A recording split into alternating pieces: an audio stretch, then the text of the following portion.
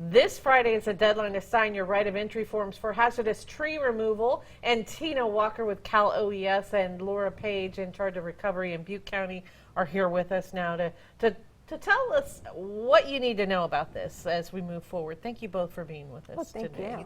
you. So where do things stand? We've extended the deadline once again for these right of entry forms. That's right? true, but it's important for everybody to know that the deadline for the right of entry forms are this Friday.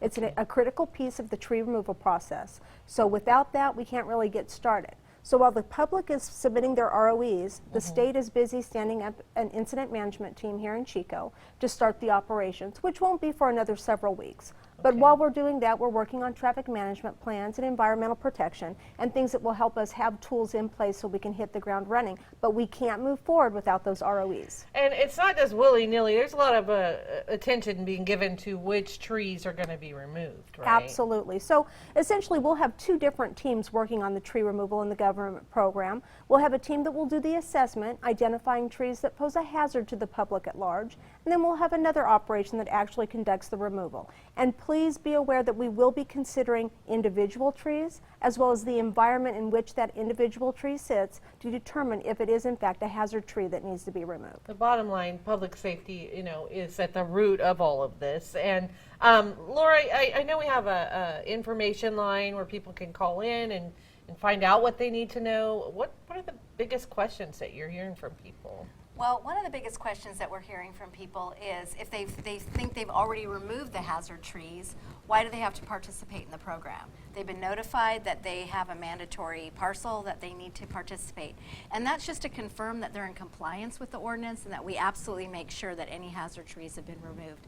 And in the private program, it's the same program that there will be an assessment to see if that tree needs to go or if it can stay. So it's going to be very similar to the state guidelines. It's going to be consistent with their program. The bottom line, they need access to the property to confirm the work's occurred and again, confirm things are safe, right? Right. So the bottom line, you need to participate in one of the two programs, either the government program or the private program, but you must participate in one or the other. And I never use the word campfire, but obviously that's what we're talking about here is post-campfire recovery. And is the state seeing the same kind of questions coming from people about the, are there any misconceptions out there people might have? Well, certainly the public always has questions about any operation that's coming onto their private property. So right now the most prominent question is how are my trees going to be assessed? And how will they be removed, and what will be taken off my property? So I just want to guarantee with the public that we do have certified foresters and arborists that are assessing the trees for individual and community health of the trees, correct? And then also how those trees will be removed.